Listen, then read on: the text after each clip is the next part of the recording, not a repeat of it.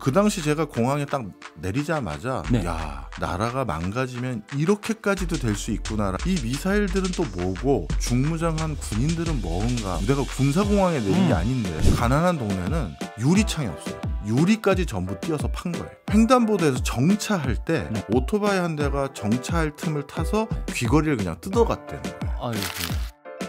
게스트가 묻고 진행자가 답하는 역시나 박정호 시간입니다. 오늘도 저 아나운서 오승훈이 질문하고 박정호 교수가 답하겠습니다. 안녕하세요. 예, 안녕하세요. 네, 베네수엘라 대선 선거, 부정선거 이슈가 큰 것 같습니다. 네. 베네수엘라로 떠나기 전에 교수님 언제 갔다 오셨는지 궁금한데요. 거의 전 세계를 다니시니까 베네수엘라 당연히 다녀오셨을 것 같아요. 네, 정확히 2020년에 갔었습니다. 그때는 어떤 모습이었나요? 오늘 부정선거 대상자인 이분이 그때도 대통령이셨어요. 네. 니콜라스 마두로라는 사람인데요. 그 당시 제가 공항에 딱 내리자마자 느꼈던 거는 야, 나라가 망가지면 이렇게까지도 될 수 있구나라는 걸 확실히 느꼈어요. 어떤 모습이었습니까? 일단 공항에서 내렸는데 기관총 같은 중무장을 한 군인들이 공항 곳곳에 있었고요. 그리고 군사공항이 아닌데 군사공항이 아니고 일반 공항인데 그리고 비행기에 내려서 공항 옆으로 이렇게 크게 통유리들이 있지 않습니까? 공항은 바깥을 보는데 우리 그 탑건 요즘에 재개봉한 탑건 있지 않습니까? 탑건 매버릭. 거기 보면 그 탑건 전투기 격추하려고 미사일들이 있죠. 그 미사일과 똑같은 게 공항 여기저기에 설치가 되어 있어요. 그래서 아니 이게 내가 군사공항에 내린 게 아닌데 이 미사일들은 또 뭐고 중무장한 군인들은 뭔가 살펴봤는데 바로 지금 대통령인 니콜라스 마두로가 그 당시에도 대통령이었는데 서구 세계는 이 마두로는 공식 대통령 아니야. 이건 부정선거로 대통령이 된 사람이고 우리 너를 대통령으로 인정하지 않을래. 미국을 비롯해서요. 그래서 그때 후안 과이도라는 사람을 미국과 유럽 등 여러 서구 세력들은 그 과이도를 대통령으로 인정하고 있었거든요. 그런데 마침 이 과이도라는 대통령이 외국에 순방 갔다가 들어오는 날이었어요. 그래서 그 사람 들어오는 비행기 격추하겠다고. 격추하겠다고요? 예, 그래서 미사일 갖다 놓고 군인들 갖다 놓고 그랬던 거예요. 그래서 거기서부터 저희가 이제 이게 뭐죠 싶었던 게 나라는 하나인데 대통령이라고 얘기하는 사람이 두 사람인 거잖아요.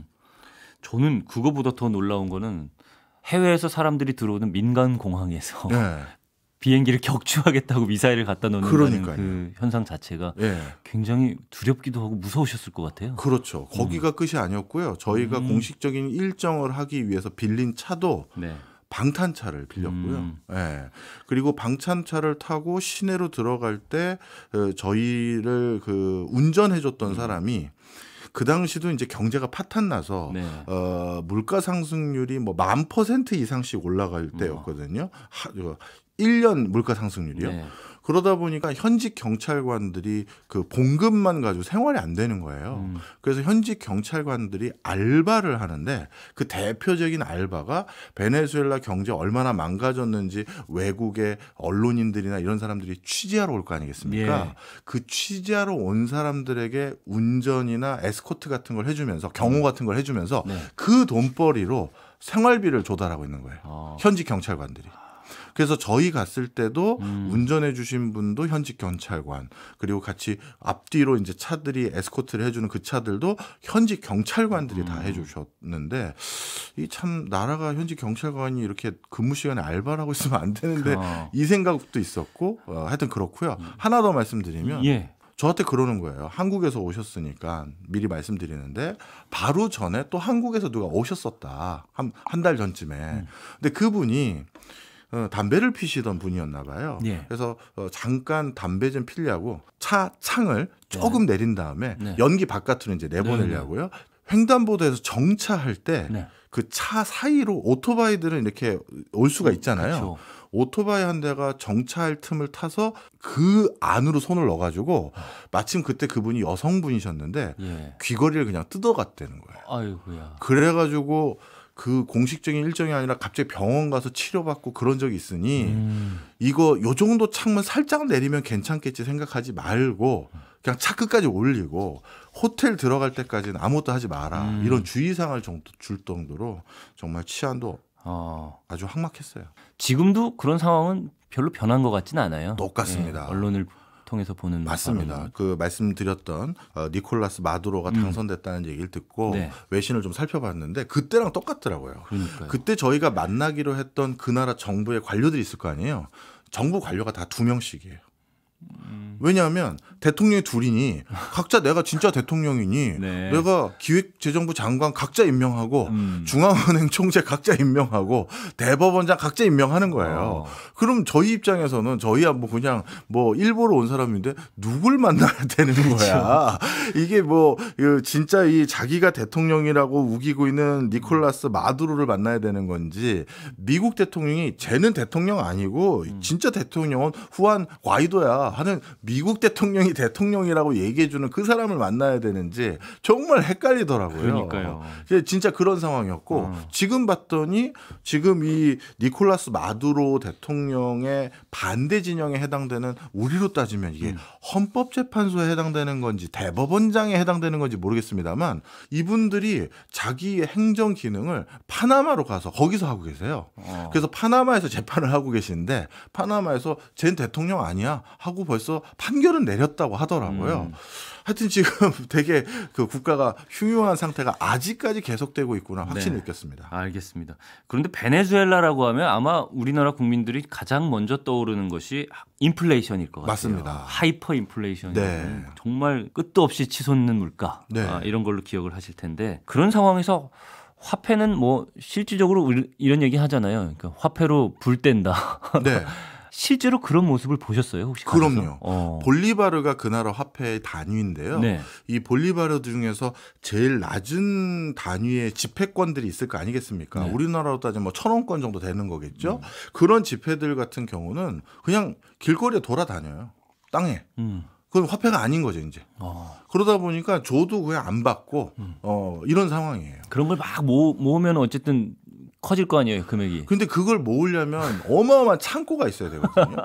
어느 정도냐면요. 네. 전혀 이해가 안 가실 텐데 제가 주유소에서 네. 주유를 하려고 했어요. 네.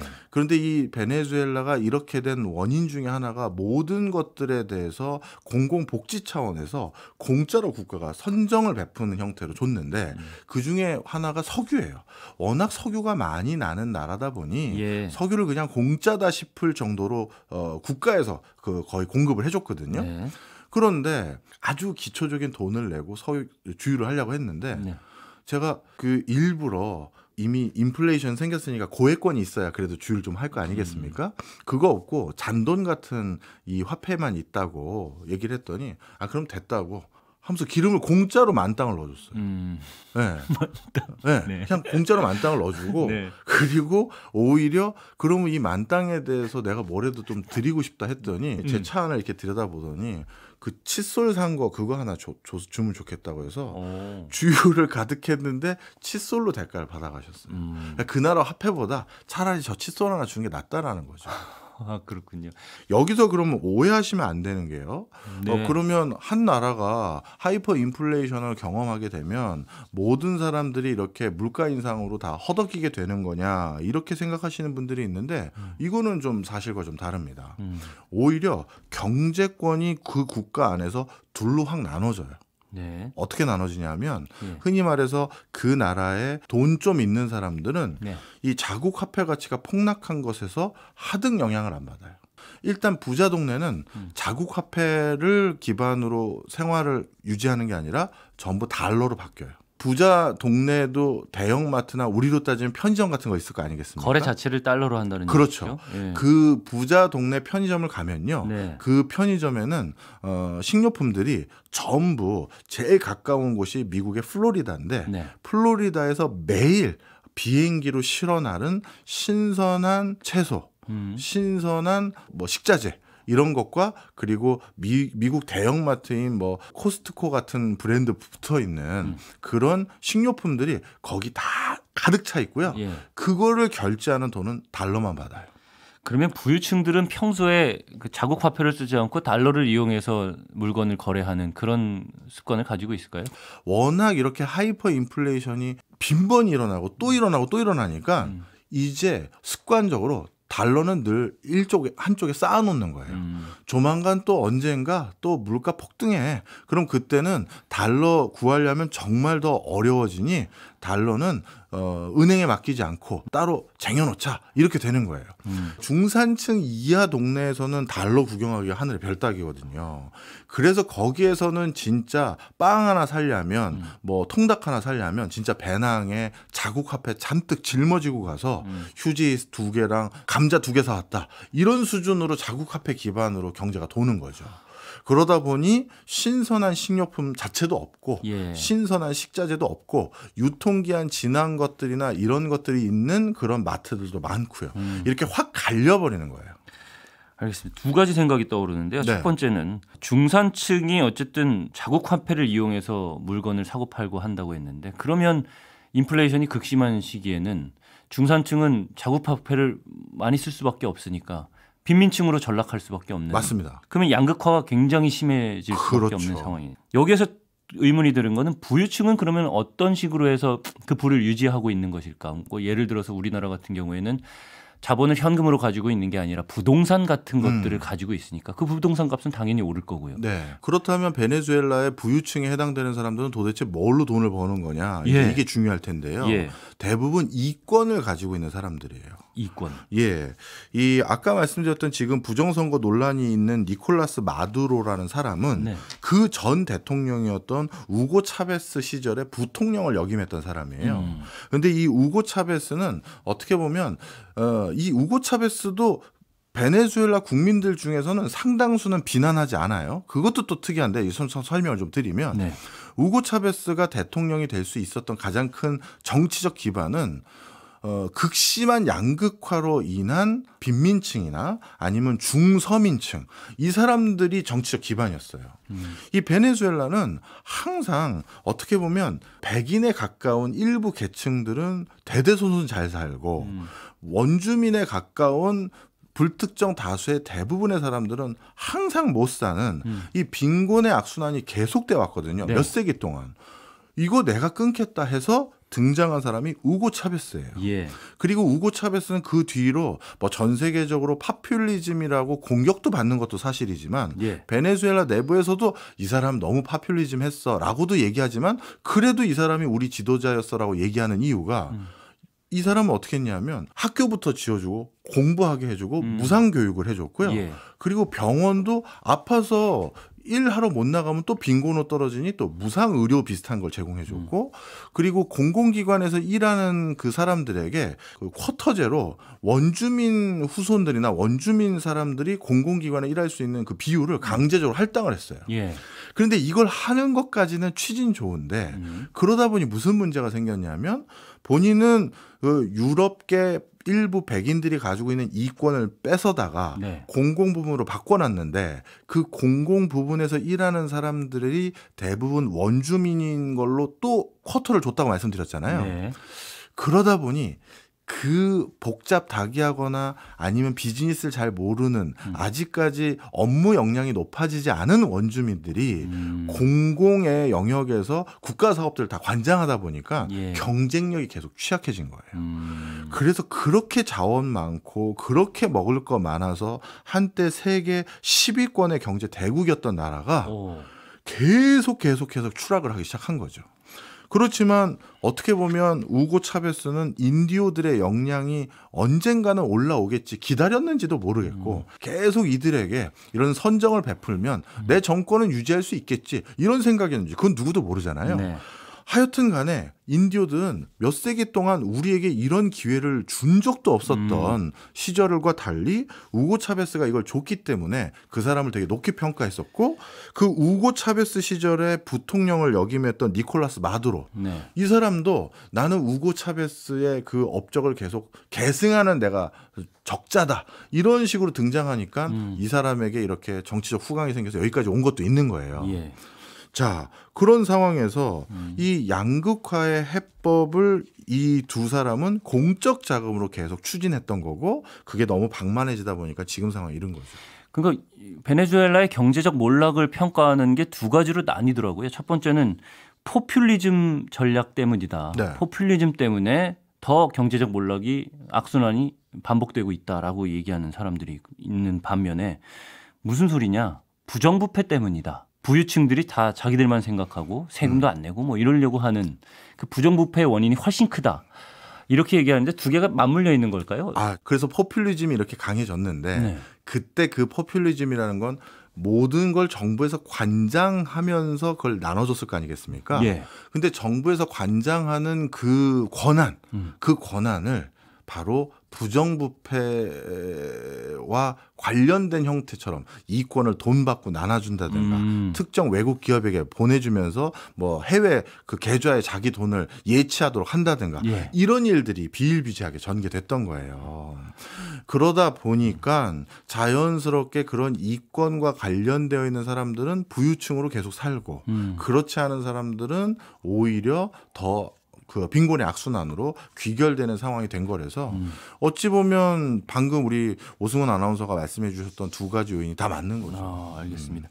두 번째로 떠올랐던 생각은 이렇게 경제 상황이 어려우면서 양극화가 심화되면 부유층이 사는 지역과 빈민층이 사는 지역이 완벽하게 나누어지는 현상이 나타나고 있나요? 완벽하게 나눠진 정도가 아니라요. 부유층 지역은 다시 자신들이 사설 경비들을 동네 어떻게 보면 친목계에서 돈을 십실반 모아서 다시 고용합니다. 그래서 부자 동네로 가려면요. 경찰이 아니라 부자 동네의 사설 경비원들이 네. 바리케이트를 치고 막고 있거든요. 그래서 딱 보면 알잖아요. 이 동네 주민인지. 그렇죠. 그 사람들은 들여보내주는데 동네 주민이 아닌 저희 같은 사람이 들어갈 때는 어떻게 왔냐. 여기 뭐 누구 집에 왔냐. 이거 다 확인하고 무전기나 이런 걸로 그쪽에 다시 연락을 해요. 그래서 진짜 이런 손님 오는 거 맞습니까? 확인받고 집어넣어 주죠. 그래서 완벽하게 이제 구분이 되어 있고요. 예. 그러면 여기가 부자 동네인지 아닌지 어떻게 확인하느냐? 되게 단순해요.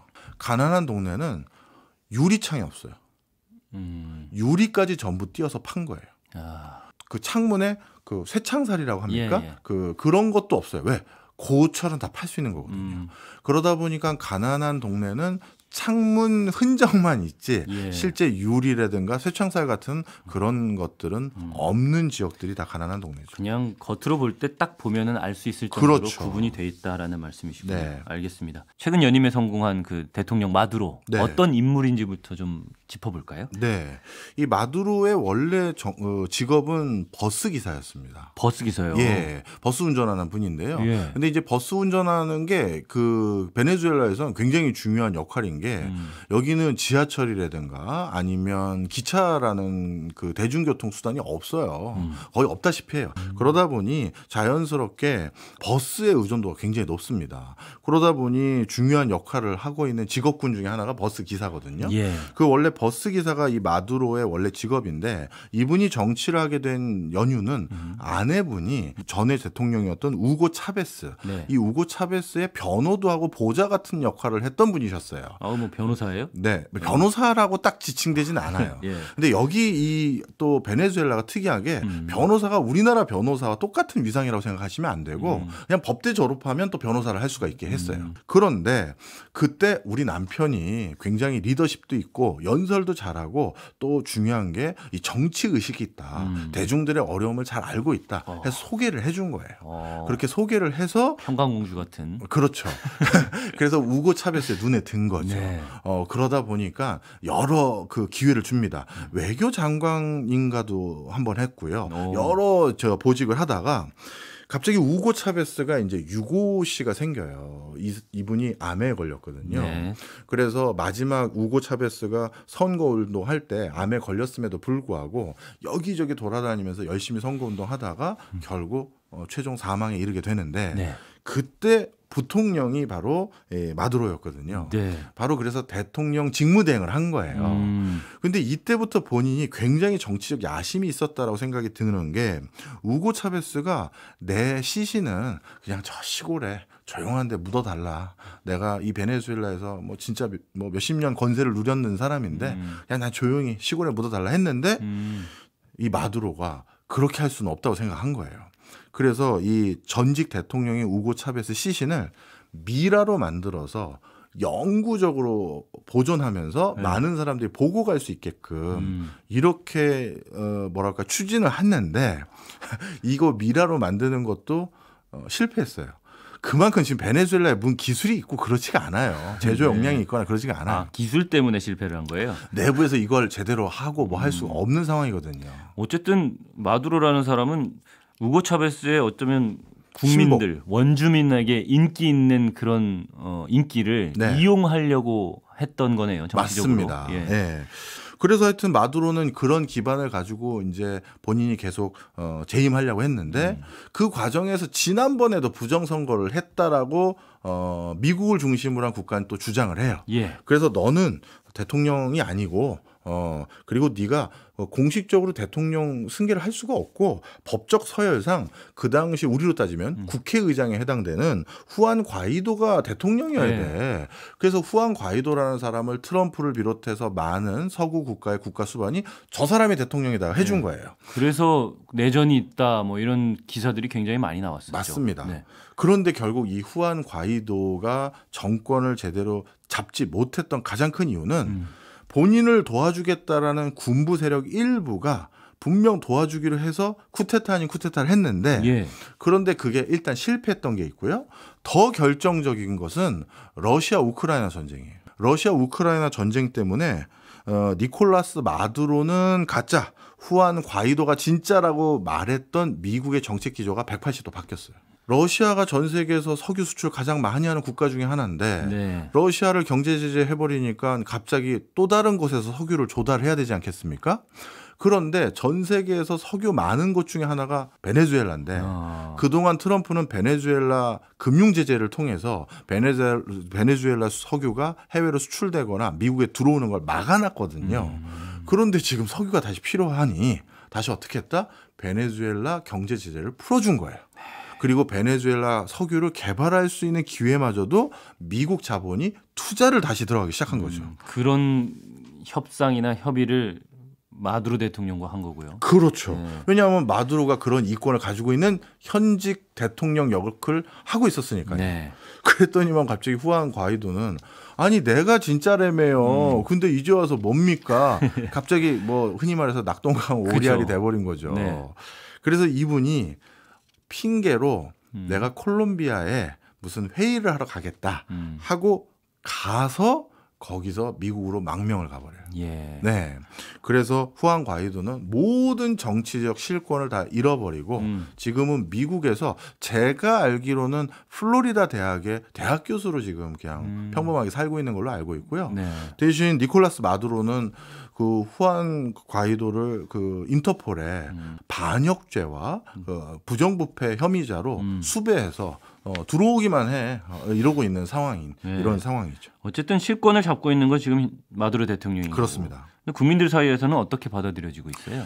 처음에는 우고 차베스의 적자다라는 생각 때문에 지지도 있었던 것도 사실이에요. 그런데 점점 이 극심해지고 있는 베네수엘라의 경제 악화 이걸로 인해서 어떻게 보면 지지 기반을 서서히 잃기 시작했고요. 그러다 급기야 지금에는 이거 부정선거지 우리가 당신을 찍은 적이 없는데 무슨 소리냐라고 하면서 지금은 이 부정선거 시위 과정에서 수많은 민간인들이 오히려 사망하거나 다치거나 구속되는 일이 생길 정도로 오히려 뭐랄까요 베네수엘라 내부에서는 정치적 지지 기반이 굉장히 취약해지고 있는 상황이에요. 그러면 미국 같은 다른 나라에서도 석유뿐 때문에 지금 어쨌든 마두로 대통령을 인정하는 그런 분위기였다면 국민들의 인식도 이렇게 바뀌고 있고 하면 인정해주지 못하는 상황이 벌어질 수도 있는 거 아닐까 싶은데요. 근데 이제 마두로 입장에서 이제 그렇죠. 그게 정답인데요. 마두로가 이제 더 이상 그렇게 이용 가치가 없어졌어요. 그 당시 트럼프 정권 때를 비롯해서 그 뒤에 러시아 우크라이나 전쟁 때 이때를 쭉 돌이켜 보면 베네수엘라 석유가 급격히 필요할지도 모르겠다라는 우려감이 많아서 네. 다시 마두로랑 좋은 관계 설정을 했던 것인데 네. 지금 유가가 생각보다 안정됐거든요. 그 당시 러시아산 석유 없이 어떻게 하겠느냐 해서 걱정을 했던 거에 비해서 그러다 보니까 굳이 마두로에게 계속 힘을 실어줄 필요가 있을까? 이런 생각마저도 있는 거죠. 네. 그러니 미국도 베네수엘라 경제가 안정되는데 지원 안 해주는 거예요. 그래서 경제가 더 어려워지는 부분도 있는 거죠. 그래서 자연스럽게 마두로 대통령이 미국에 대한 지지와 어떻게 보면 지원도 줄어들었고 이런 과정에서 경제 어려워지니까 더 취약해졌고 그럼 마두로가 내려오면 누가 정권을 잡게 되는 거냐? 흔히 말해서 조금 더 미국색이 많은 그런 야당 성향의 대통령 후보들이 있었거든요. 예. 그분들이 또 정권을 잡게 될 수 있다면 미국 입장에서 이것도 꼭 나쁜 건 아니거든요. 후안 과이도가 다시 베네수엘라로 이렇게 역으로 들어가겠다는 그런 움직임은 없겠죠? 이미 있나요? 베네수엘라 국민들에게 굉장한 실망감을 줬죠. 아, 이미 망명했다는 사실 자체로요? 당신만큼은 이 포퓰리즘을 없애고 예전처럼 경제 대국을 만들면서 합리적인 어떤 뭐랄까요? 행정을 할 수 있을 거라고 봤던 그래서 지지했던 수많은 사람이 있었는데 네. 사실 도망간 거잖아요. 그리고 나서 여기에 대한 실망감이 이만저만 아닌 것 같아요. 그래서 지금 후안 과이도를 어떻게 보면 기억하는 사람이 많기보다는 네. 지금 어떻게 보면 야당 연합들이 있는데 그 야당 연합의 후보를 더 미는 분위기로 바뀌어버린 거죠. 그럼 마두로 대통령은 어쨌든 우고 차베스의 국민들에게 인기 있었던 그것을 이용하려고 했지만 결국에는 이용을 못하고 본인에 대한 부정적인 인식과 이미지만 쌓게 된 거니까 네. 그거는 실패한 정책이었네요. 그렇다고 보여집니다. 알겠습니다. 베네수엘라는 국민들은 경제를 어떻게 인식하고 있을지 그 부분도 궁금해요. 그러니까 세계가 베네수엘라를 바라보듯이 네. 정말 힘들 것이다라고 생각을 하잖아요. 그들은 뭐 이게 나아질 수 있을 거라고 믿는지 아니면은 이 굴레는 지속적으로 갈 수밖에 없다라고 생각하고 있을지 절망감에 빠져 있을지. 중요한 질문 해주셨어요. 네. 이게 또 현장에서 직접 그 빈민촌에 산 분들하고 살고 있는 분들하고 인터뷰도 해보고 대학 교수들이라고 하는 식자층들의 분석한 내용들 바탕으로 대화도 나눠봤는데요. 네. 우리 외부에서 보는 견해와 내부 견해는 좀 달라요. 우리는 경제교과서에 베네수엘라가 있지 않습니까? 예. 하이퍼 인플레이션의 전형, 그렇죠. 그다음에 포퓰리즘의 전형 이렇게 해서 베네수엘라가 대표적인 나쁜 케이스로 이렇게 있는데 그 내부 국민들에서는 이게 무조건 실패한 정책이다라고 안 믿는 부분이 하나 있어요. 그게 되게 아이러니한데요. 네. 뭐냐면 이거는 간단하게 이거와 함께 같이 말씀드리면 좋을 것 같은데 중남미 국가에서요. 예. 야, 여기가 천국이구나라고 생각될 만큼 날씨 좋고 예. 먹을 거 많고 지금 돌이켜보니까 그곳에 마침 자원도 엄청 많은 그때는 몰랐겠지만 그런 동네가 몇 군데 있어요. 지역이. 그런 동네인지 아닌지 확인하는 제일 쉬운 방법이 있어요. 초창기 유럽 백인들이 와서 정착한 곳. 그래서 지금도 백인 비율이 높은 곳 그런 데는 정말 천국에 가까운 곳들이 많아요. 환경이 살기가 나쁘지 않고 좋은 환경을 그렇죠. 택했을 가능성이 있군요. 그렇죠. 네. 그러니까 거기에 모여 살았을 거 네. 아니겠습니까? 네네. 그런데 초창기 백인들이 가장 선호했던 곳 그래서 대대손손 아직까지 많이 살고 있던 동네 중에 하나가 저 밑으로는 아르헨티나. 그래서 나치 전범들도 도망갈 때 아르헨티나로 갔잖아요. 그리고 위쪽으로는 바로 베네수엘라예요. 그래서 베네수엘라는 우리 지난번에 멕시코 하지 않았습니까? 예. 멕시코의 전통적인 메스티소 혼혈 네. 인종과 달리 진짜 그냥 유럽 백인에 가까운 분들이 되게 많이 있어요. 그러니까 여기 진짜 살기 좋은 동네라는 거죠. 그래서 농사 그냥 씨만 대충 뿌려도 팍팍 자라고 네. 소 그냥 풀어놓으면 그냥 비옥하게 살쪄서 돌아와요. 네. 그러니 소고기도 맛있고 식자재도 좋고 또 그러다 보니까 치즈도 정말 맛있어요. 베네수엘라 치즈가. 아니 뭐 말씀만 듣다 보니까 진짜 천국인데요. 진짜로요. 그러다가 갑자기 뭐 휴대폰도 필요하고 TV 필요하게 되니까 그런 건 어디서 사오지? 이제 사와야 될 돈이 필요한데 그런데 마침 이런 곳에 석유도 너무 많이 매장이 되어 있는 거예요. 그리고 석유 매장량이 정말 세계적인 탑 수준이고 그러니 어떻게 됐다? 국민 모두가 이 생각을 하는 거예요. 우리 아직 안 판 석유 너무 많고 그리고 우리가 필요한 거는 석유 갖다 팔고 조달하면 되고 그리고 나머지 먹을 거나 이런 거는 이렇게 자연 환경이 좋으니 그런데 우리가 왜 가난해야 되느냐 그거를 용납을 못 하는 거예요. 그래서 어떤 정치적 리더십이 요 뭔가 지금 꼬여있는 이 굴레만 잘 풀면 내가 우리 전체 국민들이 예전처럼 잘 살 수 있다라고 믿는 구석이 굉장히 많아요. 아, 그렇군요. 그러니까 쉽게 말씀드리면 너무 가진 게 많은 나라예요. 그래서 포퓰리즘이라는 게 국민들에게 납득도 된 거죠. 그리고 그 많던 자원들을 이 우고 차베스 대통령 이전에는 일부 유러피언 베네수엘라인들, 백인들이 석유 회사 몇 개 만들고 그래서 그걸 바탕으로 외국 자본 끌어들여다가 그냥 우리는 시추에서 몇 푼 안 남기고 다 외국 기업들 좋은 일만 시키면서 본인들만 배불러졌다. 그런데 그거를 어떻게든 우리랑 다 나누려고 했던 게 우고 차베스 아니냐. 네. 그러다 보니 생각보다 이렇게 실패한 정책이었음에도 불구하고 내부에서는 전면 여기에 대해서 부정적인 인식이 꼭 있는 거는 아니에요. 혹시 이 국민들이 미래를 준비하기 위해서 교육에 힘쓴다거나 뭐 이런 것들은 그런 움직임은 없나요? 이것도 참 안타까운 건데요. 네. 베네수엘라 그 카르카스 공항에 내려서 시내로 들어가는 장면 제가 잠깐 말씀드렸잖아요. 네. 그 장면 중에 제가 또 굉장히 기억 남는 게 있어요. 그 공항에서 시내로 들어가는 그 고속화 국도를 타고 가다 보면 네. 근처에 5개 광고판들이 막 있을 거 아니겠습니까? 우리나라도 인천공항 가다 보면 있잖아요. 근데 그 5개 광고판이 네. 한 8, 90%는 전부 하나 광고밖에 없어요. 플라스틱 서저리라고 써 있어요. 성형외과. 네. 그런데 어디 플라스틱 서저리냐 하면 플로리다예요. 미국에 와서 네. 성형 받고 가라는 거예요. 어떻게든 돈을 모아서 거기 가서 성형을 하려고 하는 게 베네수엘라의 많은 여성들의 꿈이에요. 왜냐? 내가 열심히 일해서 공부 많이 해서 회사 잘 다녀서 승진하고 그래서 월급 늘리고 이렇게 계층의 징검다리 사다리가 이 정상적인 근로 환경에선 이제 없을 거 아니겠습니까? 네. 그리고 그렇게 월급 받은 걸로는 도저히 생활도 안 되고요. 그러니 베네수엘라에서 신분 상승의 여성의 경로는 딱 하나예요. 미. 네. 그래서 우리 전 세계 무슨 미인 대회 보면 그런 얘기 들은 적이 베네수엘라에서 있습니다. 굉장히 입상을 많이 한다고 하잖아요. 그게 그분들이 뭐 원래 미인인 분도 계시겠지만 제가 그 현장에서 봤을 때는 전부 다 성형 그 붐도 있고요. 하여튼 그렇게 해서 수술해서 그걸로 자신이 뭔가 신분 상승에 네. 뭐 연예인이 된다든지 뭐 이런 걸 경로를 많이 추진하고요. 남성분들 같은 경우는 베네수엘라에서 대부분 떠났죠.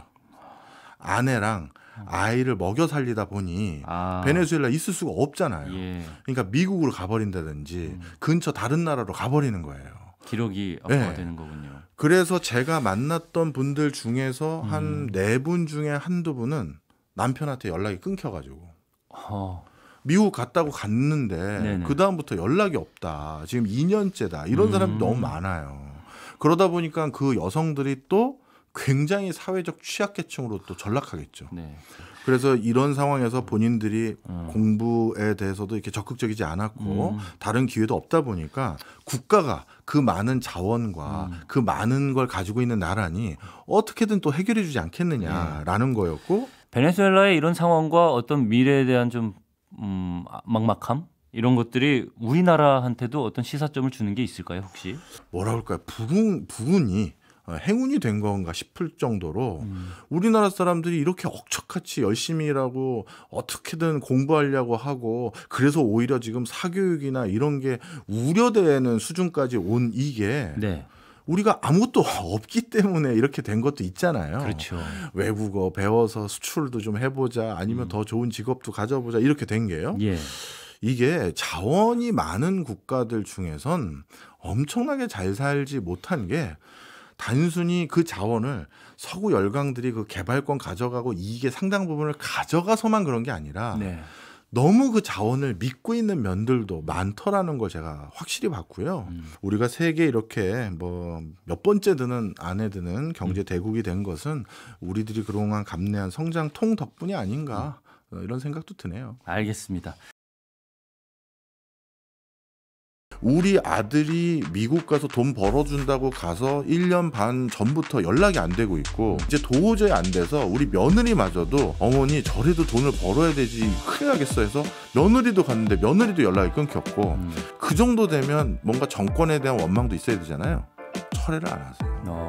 그 부정선거에 그 방법을 또 동원했거든요. 게스트가 묻고 진행자가 답하는 역시나 박정호 시간입니다. 오늘도 저 아나운서 오승훈이 질문하고 박정호 교수님이 답하겠습니다. 교수님 안녕하세요. 예, 안녕하세요. 예, 얼마 전에 며칠 전에 지금 기사가 나왔는데 EU 이사회가 네. 베네수엘라의 대통령 선거에 투표를 투명하게 공개하기 전에는 인정할 수 없다. 대통령으로 네. 이렇게 선언을 했어요. 미국에 이어서 EU도 이렇게 선언을 한 건데 이 부분에 대해서 좀 설명을 해 주셔야 될 것 같아요. 네. 네. 일단 EU에서 요구하는 내용 간단하게 얘기하면서 왜 이렇게까지 국제사회에서 이 마두로 대통령을 인정하지 못하겠다 얘기하게 된 이 장구하고 긴 얘기인데요. 네. 그 얘기를 좀 해드리면 좋을 것 같은데, 일단 첫 번째로 부정선거라고 얘기하는 이유가 뭐냐라고 했었을 때, 일단 첫 번째로 개표 현황에 대해서 국민들이 매스컴을 통해서 지켜볼 수 있도록 공개를 안 했어요.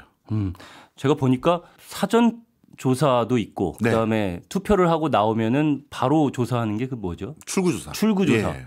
출구조사 결과까지 다 야당에 유리하게 나왔는데 네. 훨씬 높게 나왔는데 그렇습니다. 예. 결과는 반대로 정반대로 그렇죠. 나왔단 말이죠. 그러니까 네. 투표를 투명하게 공개하라라고 요구가 있었는데도 네. 이를 무시하고 있다는 거잖아요. 예. 네. 일단 개표 중계 상황을 실시간적으로 중계를 전혀 안 했고, 개표원들이 그 하나하나 봉투 까보는 거 있지 않습니까? 예. 그것도 공개를 영상으로 안 하고, 그리고 선거 결과를 뭔가 그 사이에 또 무슨 일 생길까 봐 걱정이 된 건지는 모르겠습니다만, 불과 6시간 만에 당선자는 기존 대통령인 마두로 하고 발표가 난 거예요. 그러니까요. 근데 베네수엘라 현장을 아는 사람들 입장에서는 6시간 만에 집계 결과가 나올 수가 없을 텐데 네. 라고 하면서 이제 그런 의구심을 제기했고, 그러다 보니까 국제사회가 들여다보게 됐고, 그 결과 이제 여기까지 치닫게 된 건데요. 그렇다면 이제 다른 나라 부정선거가 일어나면 그건 그 나라 내정에 대한 일일 수도 있는데 네. 왜 미국, EU, 다른 여타 국가들, 멕시코도 뭐 인정 안 한다 뭐 이런 성명 발표한 것 같던데 이런 일들이 생겼느냐, 이게 굉장히 긴 역사가 있는데요. 예. 일단 지금 마두로 대통령의 그 뭐 스승이라고 해야 될지 자기가 모셨던 사람이라고 해야 될지 차베스 전 대통령. 네. 이 차베스 전 대통령 때부터 말을 좀 드려야 됩니다. 네. 차베스 대통령은 본인이 정권을 잡을 뿐만 아니라 정권을 잡는데 가지고 왔던 그 슬로건이 그동안 원주민 계열의 국민들이 너무 극심한 차별을 받아왔고, 일부 순수 유럽계 혈통에 가까운 사람들만 국부의 상당 부분을 누리고 있다. 예. 이 양극화를 완화해야 된다. 근데 양극화를 완화하는 것들에 대해서 그럼 넌 구체적으로 어떻게 할 건데 국민들이 물어볼 거 아니겠어요? 예. 근데 차베스가 선택한 방법은 아주 단순하지만 나름대로 일리는 있었어요. 바로 원유, 석유입니다. 이 석유의 최대 매장 국가가 어디냐? 이것도 통계에 따라 조금씩 다른데요. 오펙 있지 않습니까? 예. 오펙을 기준으로, 왜냐하면 산유국들의 모임이니까 그게 제일 정확할 수도 있겠죠.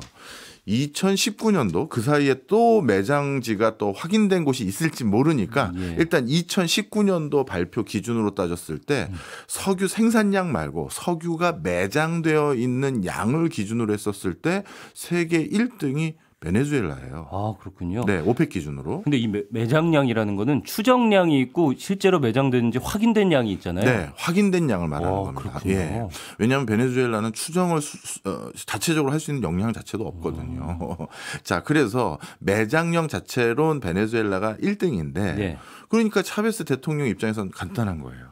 불특정 다수의 국민들에게 뭔가 비전을 제시하고 그들에게 다시 꿈과 희망을 주려면 이렇게 많은 석유 이거 가지고 우리가 다시 한번 일어나 보자. 공부도 이걸 기반으로 석유판 돈으로 공부도 시켜드릴 거고 그다음에 주거 환경도 개선해 드릴 거고 복지도 드리겠다. 이걸 들고 온 거예요. 그러니까 아까 말씀하신 원주민 주로 서민층이겠죠. 그렇습니다. 이쪽에 원유로 이제 국부를 쌓아서 그걸 그 나누겠다. 서민층과 원주민에게 나누겠다. 네. 네. 그래서 제일 먼저 했던 것들 중에 하나가 이 회사를 중심으로 한 베네수엘라 석유 개발을 공고히 한 건데요. 네. 그 베네수엘라 가다 보면 이제 주유소에 제일 많이 보이는 간판이 PDVSA 그 나라 현지 발음으로 하면 페데베사 이렇게 부르거든요. 예. 그러니까 쉽게 얘기해서 베네수엘라 국영 석유 회사예요. 그래서 석유의 개발과 시추 그다음에 이걸 판매하는 모든 권한을 페데베사라는 국영 베네수엘라 회사에게 모두 통폐합을 시키고 예. 그런데 이제 문제가 되는 게 요 다음부터인데요. 본인들은 석유를 개발할지 말지 그 결정할 권한을 이 페데베사라는 국영 석유 회사에다가 줬고 네. 그다음에 그거를 어떻게 개발할지도 결정하는 걸 이 페데베사라는 이 국영 석유 회사에다 줬는데 정작 석유를 캐가지고 정제해서 해외 수출할 수 있는 뭐라고 할까요? 그 제조 역량과 관련된 기술은 이 회사가 안 가지고 있거든요. 그래서 그런 파트는 페데베사를 중심으로 해서 해외 민간 자본과 6대4 그러니까 베네수엘라 국영 석유 회사가 6, 그다음에 해외 다국적 석유 회사들 뭐 우리가 다 아는 엑선 모빌이나 이런 회사들이 4 이렇게 합작 회사로 자 우리가 개발권을 활용해서 너희한테 같이 개발하는 걸로 했으니 나누자 한 거예요. 그렇게 해서 이제 차베스는 국민들에게 인심을 많이 얻을 수 있는 시드머니를 얻었죠. 근데 문제는 주판을 잘못 튕긴 건지 아니면 그 사이에 뭐 여러 가지 선심 행정이 더 심했던 건지 물론 계속됐으면 성과가 있었을지도 모르고요. 그건 제가 함부로 말할 수는 없을 거고. 자, 그런데 문제가 생긴 게 그 사이에 잔고가 고갈난 거예요. 국고가. 국제 석유 가격이 하락한 영향도 있다라고 분석도 있던데요. 정확한 분석이십니다. 그런데 또 한 가지 문제가 뭐냐면요. 이건 근본적인 문제이기 때문에 사실 꼭 국제 석유 가격 하락 탓만 하기가 애매한 게 있는데요. 네. 저도 만약에 그게 제가 그냥 공부하는 사람으로서 100% 원인이라고 생각하면 자체적으로 제조 역량 갖추지 않고 이렇게 석유만 믿고 방만 경영하니까 이렇게 됩니다라고 얘기를 드렸을 텐데 네. 문제는 베네수엘라의 원유, 석유 말고 원유의 문제가 좀 있는 건데요. 흔히 말해서 가솔린이나 디젤 이런 거 말고 원유는 그게 다 전 세계 원유가 균질하지 않잖아요. 그런데 베네수엘라에서 주로 나는 원유는 아주 끈적끈적하고 황성분도 많고 뭐 흔히 말해서 중진류라고 부르는 것 같던데 그러다 보니까 정제하는 과정에서 훨씬 더 많은 비용이 든대요. 그러다 보니 유가가 일정 수준까지 가장 많이 받쳐줘야지만 국제적으로 그게 시판이 원활하게 될 수 있는 원유고 어느 유가선 이하로 떨어지면 가장 먼저 타격을 받게 될 산유국이 1순위가 항상 베네수엘라라는 거예요. 석유 질이 떨어지니까 그렇죠. 비용이 많이 들어서 맞습니다. 비용을 충당하려면 일정 수준 이상의 가격으로 팔려야 되는데 그렇지 않았다. 예. 그러니 통상적으로 다른 중동 국가의 산유국들이나 북해 연안의 산유국들은 이 정도 원유 가격은 우리가 흑자인데요라는 그 수준에 있었어도 베네수엘라는 그 가격에선 흑자가 안 나는 그러니까 원래 태생적인 이유도 일부는 있다. 그러니까 이게 꼭 방만 경영으로만 얘기할 수도 없는 게 있더라고요. 자, 하여튼 그래서 이런 이유들로 인해서 뭔가 하여튼 국민들에게 약속했던 복지가 슬슬 잔고가 문제가 된 거예요. 그래서 여기서부터 악수를 둔 건데 차베스가 원래 다국적 그 오일 회사들하고 합의 본 내용이 있을 거 아니겠습니까? 그걸 스스로 깬 거예요. 니네 너무 많이 가져가는 것 같아. 안 되겠어. 이것도 국유화. 이것도 뭐 이런 식으로 입장을 바꾼 겁니다. 이 입장을 바꿨다는 이 얘기도 뭐 다국적 석유 회사들이 얘기하는 바고 또 차베스 입장은 또 달라요. 예. 제가 다른 나라 상황이니까 함부로 얘기 안 드리려고 양쪽 입장을 다 얘기하는 건데 처음에 우리에게 얘기했던 것과 달리 실제 석유를 캐보는 과정에서 상황이 바뀌었는데 그들은 그게 아니라 이것까지 다 자신들 권한이다 이렇게 얘기한 거다. 그래서 차베스 입장에서 아니다 이거는 말도 안 된다. 우리 국민 거다. 이게 이제 차베스 입장이고 다국적 석유 회사는 이렇게 갑자기 국유화해버리겠다고 선언하면 그동안 개발하는 데 쓴 비용들 우린 다 어떡하냐 이렇게 입장이 첨예했던 거예요. 그래서 결국 다국적 석유 회사들이 국제사회에 제소를 하게 됐고 그래서 국제사법재판소 등에서 베네수엘라의 특정 해안 여기가 석유가 주로 판매되는 곳인데 여기를 봉쇄하기도 하고 그리고 베네수엘라 석유가 원활하게 판매되는 것들을 슬슬 막아달라. 이게 다국적 석유 회사들의 로비였죠. 미국의 정가나 이런 데는요. 어디에서 로비를 받지 않고서는 적극적으로 움직이지 않아요. 그래서 이거 안 되겠다. 도저히 얘네들이 이거 우리 돈으로 다 개발하게 된 상황에서 이걸 막 팔려고 하니 막아달라. 이렇게 로비를 하게 됐고 그래서 미 정가에서 그 로비에 어떻게 반응할까 고민을 하다가 일단 첫 번째로 해준 게 쟤네들이 이제 자체적으로 석유를 개발할 수 있는 그 기술을 전 세계 여기저기 가지고 있을 거 아니겠습니까? 그걸 사다가 자체 개발하는 걸 막기 위해서 금융 제재를 미국이 가합니다. 이 금융 제재를 가해서 달러로 되는 해외 계좌나 송금이나 인출 이런 것들 다 막아버린 거죠. 그러면 다국적 기업들에게 뭔가 결제하기가 쉬워지지 않을 거 아니겠습니까? 그렇게 해서 이제 그런 백기투항하겠지 생각을 했는데 이 과정에서 또 등장한 또 제3의 인물이 바로 중국이죠. 원래 사실 중국은 그 전부터 했다가 물량이 늘어난 건데 그 전부터 중국은 뭘 했냐면 베네수엘라에게 베네수엘라 석유를 우리가 가져가겠다. 그리고 그 대금을 우리가 600억 달러 정도의 니네 시설 투자 자금으로 투자해 주겠다. 이렇게 해준 거예요. 그래서 미국은 금융 제재해서 뭐든지 베네수엘라 석유가 국제사회에 나가지 못하게 했는데 그 사이에 그 전부터지만 정확히 말하면 중국이 베네수엘라 석유를 슬슬 가져가는 거죠. 미국은 금융 제재로 어쨌든 베네수엘라에 제재를 가하기 시작했는데 그 틈을 타서 그 전부터 작업을 해오던 중국이 투자를 하면서 베네수엘라의 숨통을 트이게 했다. 맞습니다. 그러다 보니까 여기에서 어떤 걸 더 마두로가 더 강력하게 했냐면 국제 유가가 올랐을 때 어떻게 보면 마두로 입장에서는 보여주고 싶었는지도 몰라요. 니네 미국이 또는 서구 열강 국가가 우리를 괴롭힌다고 우리가 당할 것 같아? 국제 유가가 올랐는데 버젓이 플로리다에서 베네수엘라는 비행기로 몇 시간 안 걸리거든요. 그런데 그곳에 그 정도 지근거리에 있는 곳에서 더 싸게 석유를 팔기 시작했어요.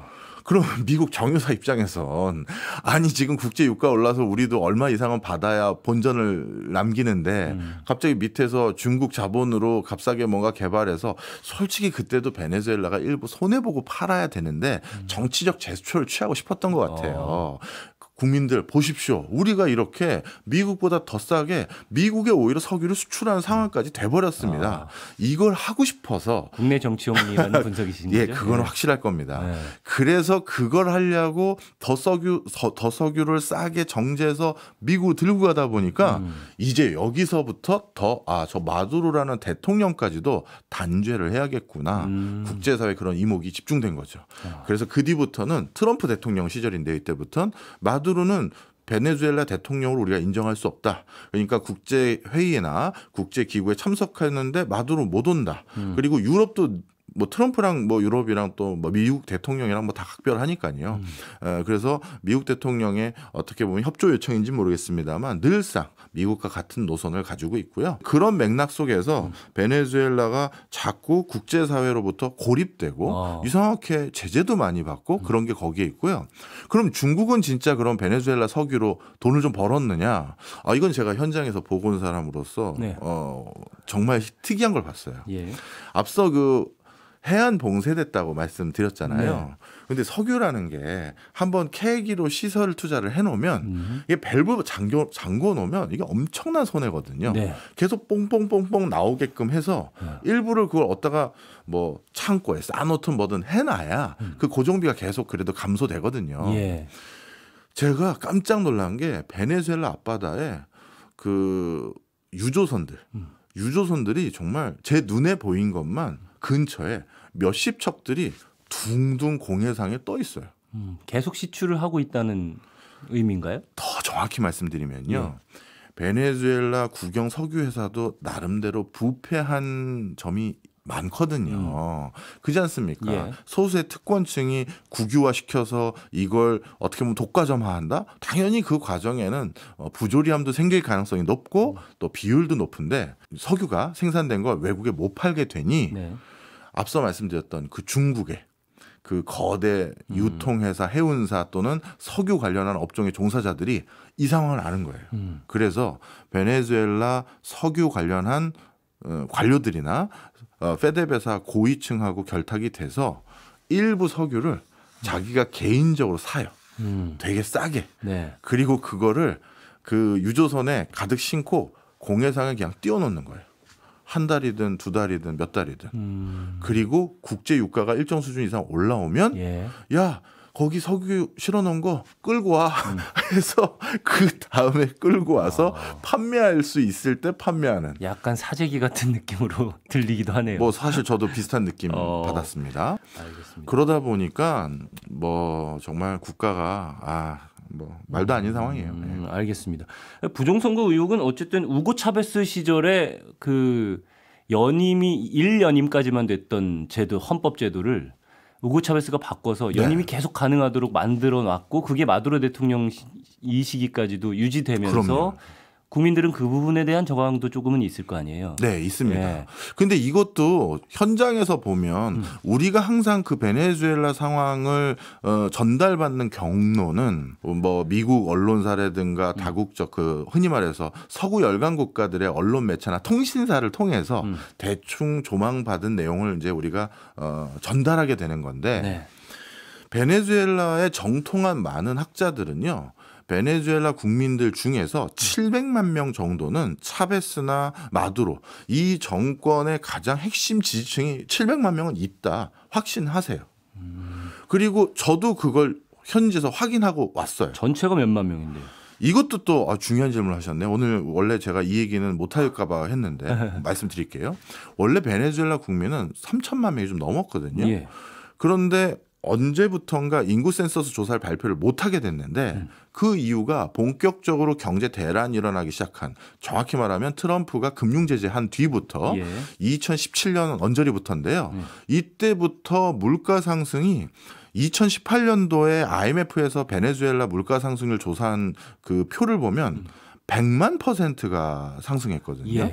그러니까 이게 얼마예요? 예를 들어서 1,000원짜리 물건이 100만% 상승하면 10억 된 거네요. 그렇죠. 그렇네요. 그러면 짜장면이 예를 들어서 뭐 한 8,000원이다 그러면 80억이 된 상황이 되거든요. 그렇죠. 이런 수준이 되니까 국민의 3분의 1이 2, 3년 만에 전부 다 국가를 떠났어요. 아빠만 떠난 집. 이건 지난번에 한번 잠깐 말씀드린 것처럼 이렇게 갔는데 지금도 매해 몇십만 명씩 떠나요.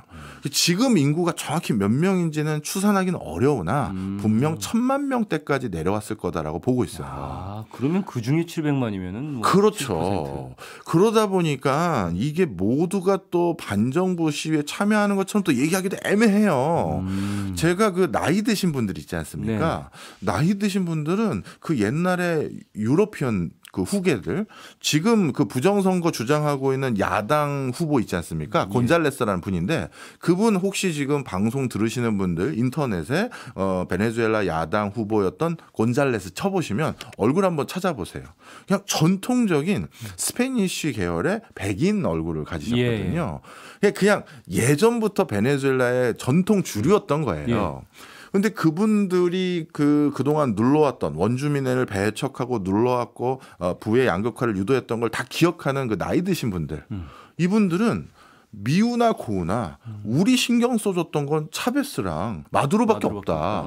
그러다 보니까 아무리 경제가 빈곤하고 진짜 본인이 진짜 극빈층으로 떨어졌음에도 불구하고 그 지지를 철회하지 않으시더라고요. 제가 진짜 그 빈민층 현장에 그 경호 받으면서 들어가서 다 만나봤는데 네. 우리 아들이 미국 가서 돈 벌어준다고 가서 1년 반 전부터 연락이 안 되고 있고 뭐 큰 사고를 당한 건지 하면서 엉엉 우시는 분도 계셨고 그러다가 이제 도저히 안 돼서 우리 며느리마저도 어머니 저래도 돈을 벌어야 되지 큰일 나겠어 해서 며느리도 갔는데 며느리도 연락이 끊겼고 그래서 손주 3명하고 할머니만 사는 집인데 그 정도 되면 뭔가 정권에 대한 원망도 있어야 되잖아요. 철회를 안 하세요. 그렇군요. 네. 그러니까 부정선거 의혹으로 뜨겁다고 하더라도 이쪽이랑 이쪽이 세력이 비슷비슷하거나 아니면은 그렇죠. 그러니까 원래 속단할 수는 없다. 크니까 네, 속단할 수는 없다. 네. 쉽게 끝날 일은 아니다. 그렇죠. 이렇게 네. 생각이 되네요. 알겠습니다. 부정선거 의혹으로 베네수엘라의 현 상황을 좀 길게 짚어봤는데 어쩌면 원유가 석유를 기반으로 한 경제 계획 이거를 잘못 세운 그 악순환이 지금까지 이어져서 부정선거 의혹까지 계속해서 끊임없이 발생하고 있다. 저는 그렇게 봅니다. 네. 근데 또 이런 생각도 들어요. 그러니까 자원이 많은 강국이라 하셨잖아요. 석유뿐만 아니라 다른 자원들도 많다. 금도 엄청납니다. 네. 그러면 그런 자원들을 지금이라도 개발을 하면 국가 경제를 어쨌든 개선할 수 있는 거 아닌가 하는 생각도 들거든요. 그렇지 못하는 이유는 뭘까요? 네, 가장 큰 이유는 진짜 그 직접적인 이유는 그 베네수엘라 국민들 말이나 시각이 100% 틀린 거는 아니에요. 서구 열강의 제재가 분명히 있거든요. 지금도 석유는 뭐 유가 수준이 일정 수준 이상 받쳐줘야지만 생산성이 있고 경제성이 있다. 뭐 저도 그거는 동의하니까 그건 뒤로 하더라도 금도 워낙 많은 나라예요. 그래서 다른 것도 그러니까 석유 이외에 광물 자원 개발할 것도 너무 많고 아직까지 어디 뭐가 더 있는지 모를 정도로 무궁무진한 가능성도 있어요. 그리고 제가 누누이 말씀드리지만 중남미 국가에서 초기부터 유럽인들의 정착종이었던 곳은 그냥 다 천국이에요. 날씨가 우리로 따지면 초여름 날씨, 뭐 우리가 휴양지로 주로 가는 뭐 괌이라든가 뭐 발리라든가 이런 데 있잖아요. 그 날씨가 1년 365일 계속되다 보니 여기에서는 지금이야 뭐 정보통신 사회니 뭐니 해서 농업하려고 해도 전화기 사야 되고 팩시밀리 사거나 아니면 뭐 컴퓨터 있어야 농산물 수출하고 하잖아요. 근데 옛날에는 그냥 농사를 심기만 하면 잘하고 뭐 손은 풀어놓으면 비옥해지고 게다가 금도 간간히 캐지니 뭐 걱정할 필요가 없는 거예요. 하여튼 바로 그런 곳이었는데 그러면 다시 돌아와서 그 금광 개발 그 권한이나 요즘 금 얼마나 또 비쌉니까?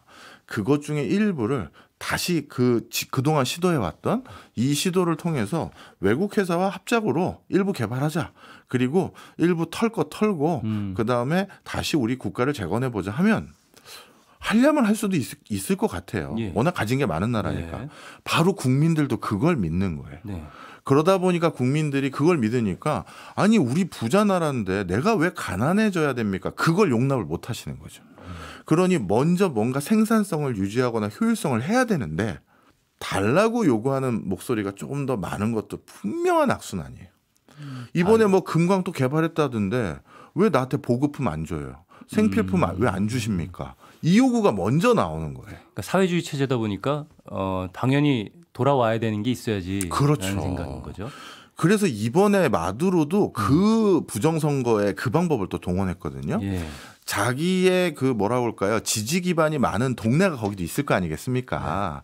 그 지지 기반이 많은 동네의 투표율을 독려하기 위해서 그쪽 지역에는 투표하러 오면 우리로 따지면 사은품 같은 걸 줬어요.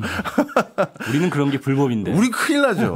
근데 거기 그 지금 극심한 인플레 상황에서 생수라든가 먹을 거 준다고 하면 당연히 투표장까지 가는 거잖아요.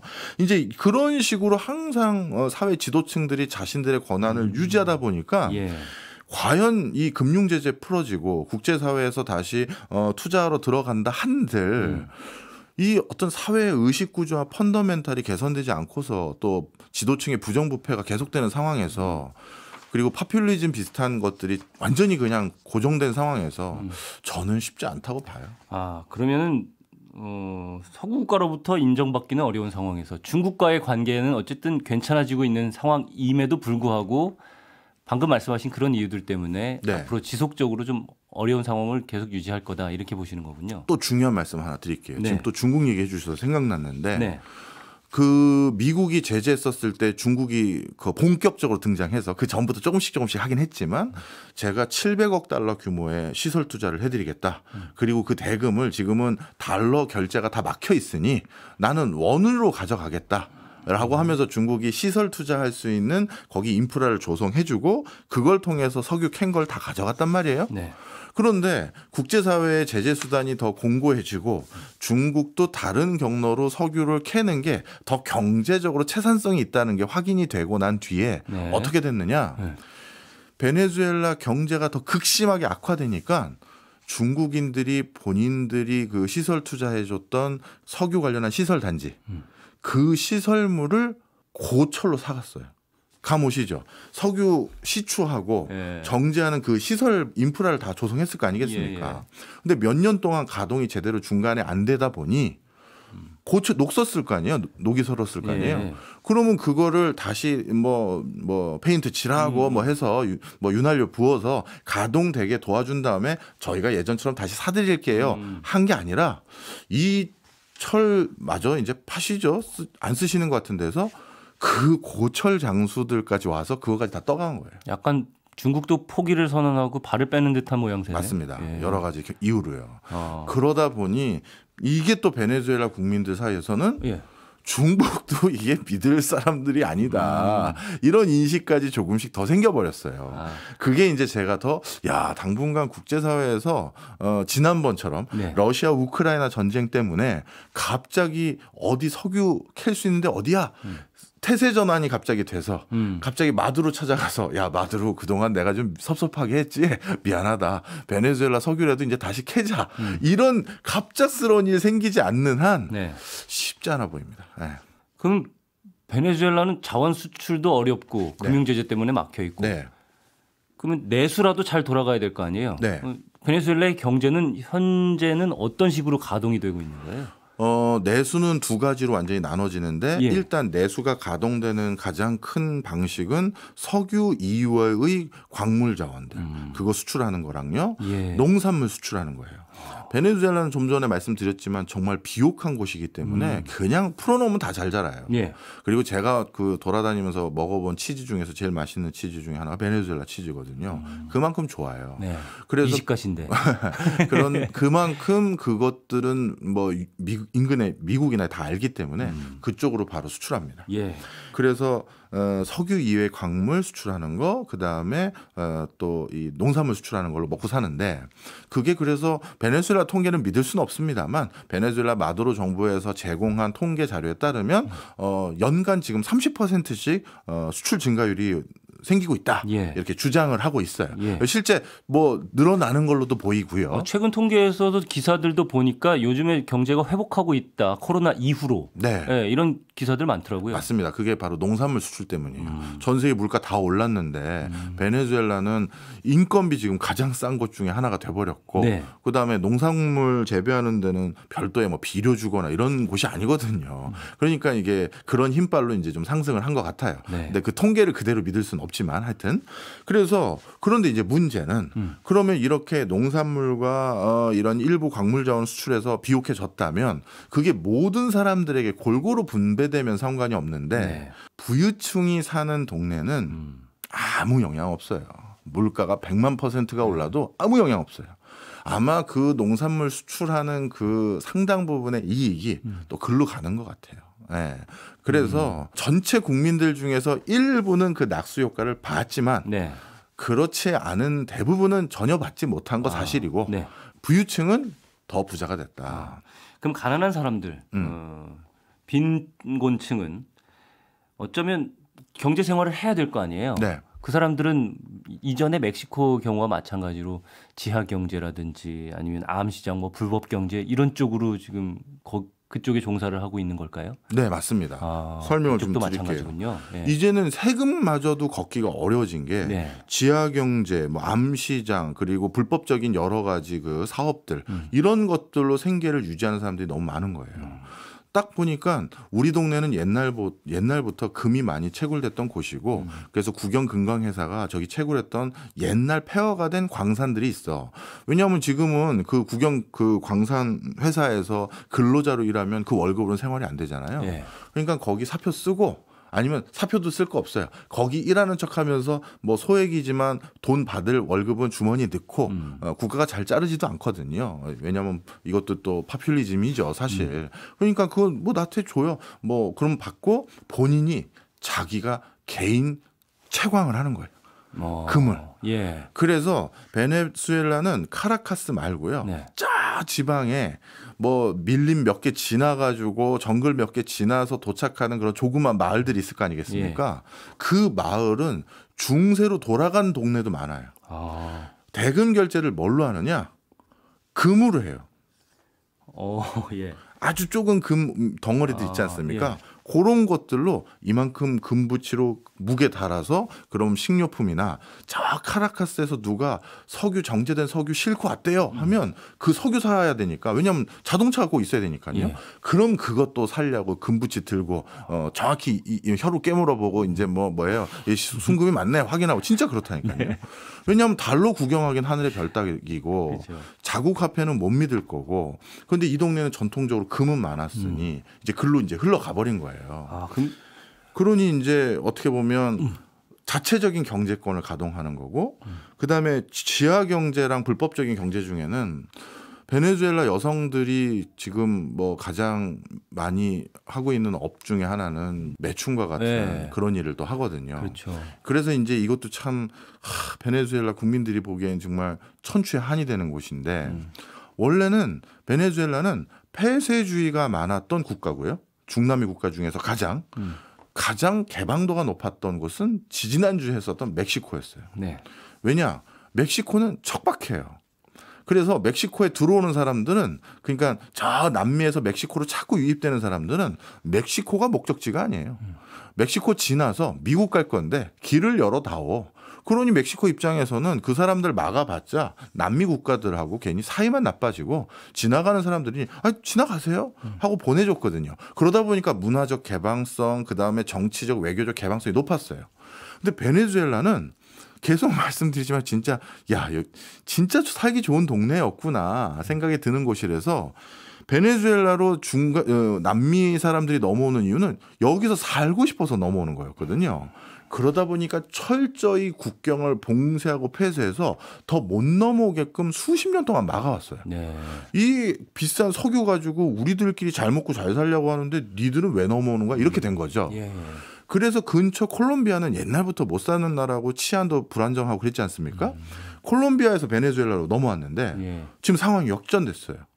베네수엘라에서 콜롬비아로 넘어가고 여성들도 콜롬비아로 넘어가서 불법적인 일 하고 네. 이렇게 돼버린 거죠. 그러니까 국가가 완전히 상황이 바뀐 거예요. 근데 어떤 기사에 보면은 네. 금융 제재가 최근에 좀 풀려가지고 수출이랑 경제가 성장하기 시작했다라는 기사들도 많이 접하거든요. 그게 농산물 수입을 받아왔기 때문이에요. 그것도 설명 좀 금융 제재가 풀린 거는 맞습니다. 예. 그 이유가 왜 그러냐면 미국의 숙제와 전 세계 숙제가 뭐예요? 물가 잡아야 돼요. 네. 그런데 이렇게 값싼 농산물이 들어올 수 있다고? 좋네. 네. 일부 또 풀어주는 거예요. 예. 그러니까 베네수엘라 국민들이 미우나 고우나 자꾸 차베스를 다시 그리워하거나 마두로를 그래도 지지하는 세력이 700만 명이나 있는 이유는 서구 국가들하고는 내가 무슨 일이 있어도 손 안 잡겠다라는 심리가 자꾸 생기는 게 우리를 극단적으로 피폐하게 만든 것도 지네들에게 이득이 되니까 했다가 다시 풀어주는 것도 지들에게 이득이 되니까 풀어주고 요즘 금융 제재 조금 완화돼서 그래서 결국 베네수엘라가 또 팔게 된 게 뭐냐? 지금 석유를 캐서 팔 수 있는 시설은 거의 뭐 중단된 상태거든요. 네. 내수의 국민들 쓸 석유 조달해 주기도 바빠요. 그럼 석유는 어차피 국제사회의 교란 요인이 아니고 농산물이나 우리가 또 가져오자. 네. 그러니 베네수엘라 국민들은 오히려 어떤 생각도 하냐면 금융 제재 풀어서 우리 값싸고 질 좋은 농산물을 미국이나 다른 국가가 가져가니 그러니 우리 생필품 가격이 더 오른다. 왜 지금은 또 이런 거는 금융 제재를 또 푸는데 이런 소리가 또 들리는 거죠. 그렇군요. 그러면은 뭐라 그럴까요? 지금 어쨌든 마두로에 대한 네. 예, 지지가 더 높아질 가능성도 더 클 수도 있겠다는 생각도 들어요. 왜냐하면은 예. 서구 열강 국가들에 대한 반감이 많기 때문에. 네. 예. 모르겠어요. 이제 제가 항상 주로 미국계 신문 중심으로 발표된 내용만을 고스란히 봐서는 안 된다는 걸 중동 국가를 가거나 남미 국가를 봤을 때 네. 전혀 다른 목소리로 전달하는 분들을 봐서 제가 양쪽 다를 말씀드리는 거지. 이번에 마두로가 그러면 정당하게 투표에 당선된 거냐? 저도 그렇게 보지는 않아요. 네. 왜냐하면 3선이나 하면서 너무 뭐라 그럴까요? 실책을 많이 했어요. 그리고 뭐 하나 해결한 게 없거든요. 근데 무엇보다 뭐 투표를 투명하게 그렇죠. 공개하지 않는 것 자체가 본인도 문제죠. 당선될 가능성이 약하다고 본 거 아니겠습니까? 바로 그런 과정에서 국민들도 그러면 이번에는 뭐 서구 열강과 타협은 하지 않더라도 마두로 말고 다른 사람을 한번 뽑아보자 생각했을 수도 있잖아요. 네. 그래서 저는 뭔가 부정선거는 있었던 것 같습니다. 알겠습니다. 우리나라 사람들이나 우리나라 기업들이 베네수엘라에 진출해 있는 경우 네. 걱정이 좀 되기도 합니다. 이것도 꼭 말씀드려야 돼요. 우리나라 사람들이 한인 수는 몇이나 돼요? 지금은 뭐 정말 많이 줄었습니다. 근데 1980년대까지만 하더라도요. 아마 90년대 중반까지도 비슷한 추세였을 건데 1980년대까지만 해도 확실하게 베네수엘라가 우리나라보다 살기 좋은 나라였거든요. 예. 왜냐하면 워낙 부유하고 네. 뭐 복지도 잘 됐고 뭐 여러 가지가 있으니까요. 그래서 한국 교민들이 많이 국내에서 베네수엘라로 이민을 가셨어요. 이번에 저 마지막으로 제가 출장 갔었을 때도 그분들을 뵙고 왔거든요. 그런데 지금 어마어마하게 후회하시죠. 국가의 수준이라는 게 완전히 뒤엎어졌잖아요. 그런데 거기서 또 쉽게 빠져나올 수는 없는. 그래서 제가 여쭤봤어요. 예. 어떤 분은 그 베네수엘라의 우리로 따지면 명동 거리 같은 거리가 있는데 그 거리에서 액세서리 장사하시는 소상공인 분이셨는데 두어 번 그냥 가게가 털린 거예요. 이 귀금속들을 다 이제 훔쳐간 거죠. 치안이 안 좋으니까. 네. 그래서 본인도 불안한 마음에 약간 건장한 체구의 남성 2명만 들어와도 마음이 막 조마조마한데요. 이렇게 조금 이제 연로하신 뭐 노년까지는 아니더라도 장년층 여성분이셨거든요.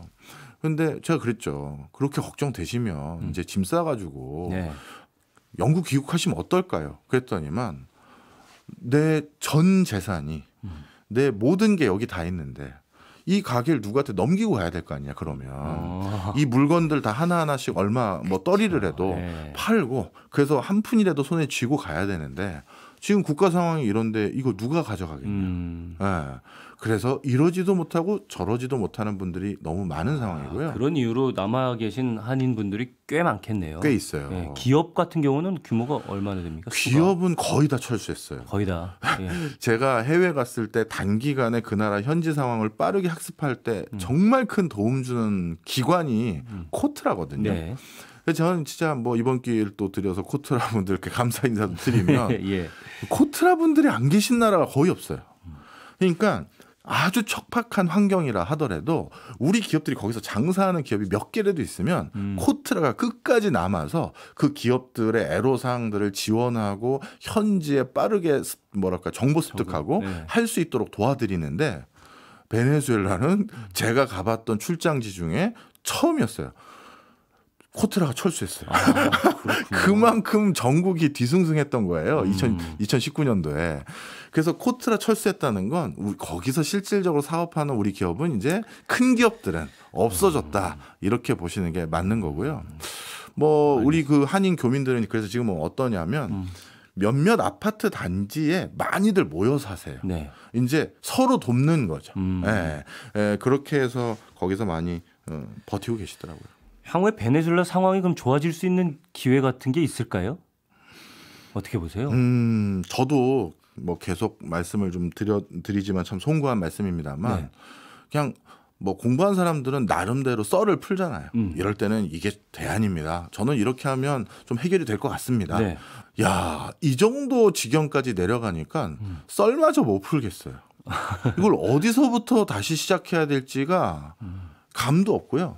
좀 전에 말씀드렸던 것처럼 2018년도에 베네수엘라의 인플레이션이 100만% 가까이 갔다고 말씀드렸잖아요. 그때 일반적으로 당연히 해야 될 그 처방 중에 하나가 화폐 개혁이었거든요. 근데 화폐 개혁했더니 어떻게 됐다? 물가가 더 뛰었어요. 네. 그러니까 이게 뭐 우리가 교과서에서 나오는 처방 가지고는 이제 해결될 수 없는 상황처럼 보이네요. 보통 학자분들이 이제 가설을 세워서 그거를 현실을 분석한 다음에 이제 이론으로 공고히 하곤 하는데 네. 가설을 세우는 것조차 힘들다라는 예, 말씀을 맞습니다. 하신 걸로 알아듣겠고요. 베네수엘라의 상황이 우리한테 이 상황이 시사점을 줄 수 있다면 무엇이 있을까요? 네, 제가 확실하게 하나 느낀 거는요. 네. 돈은 국고라는 게 필요할 땐 당연히 써야죠. 그리고 복지도 물론 중요한데요.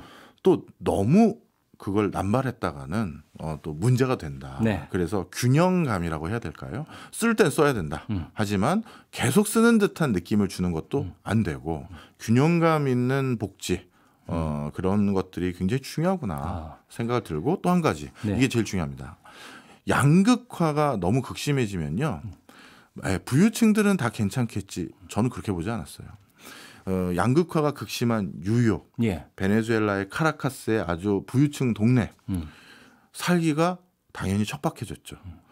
무슨 저 후진국 계엄 국가처럼 밤에 못 돌아다니고 어느 지역 바깥으로는 쉽게 못 가고 네. 그래서 양극화도 반드시 잡아야 모두가 다 편하게 사는 세상 온다. 그것도 그렇죠. 봤어요. 사람이 혼자 사는 게 아니니까. 그럼요. 예. 네. 알겠습니다. 정부 지출과 양극화 관점에서 정리를 해주셨습니다. 오늘 시간이 벌써 다 됐어요. 네. 여기서 마무리를 짓겠습니다. 저는 다음 주에 다시 찾아오겠습니다. 오승훈 아나운서 오늘도 고맙습니다. 감사합니다.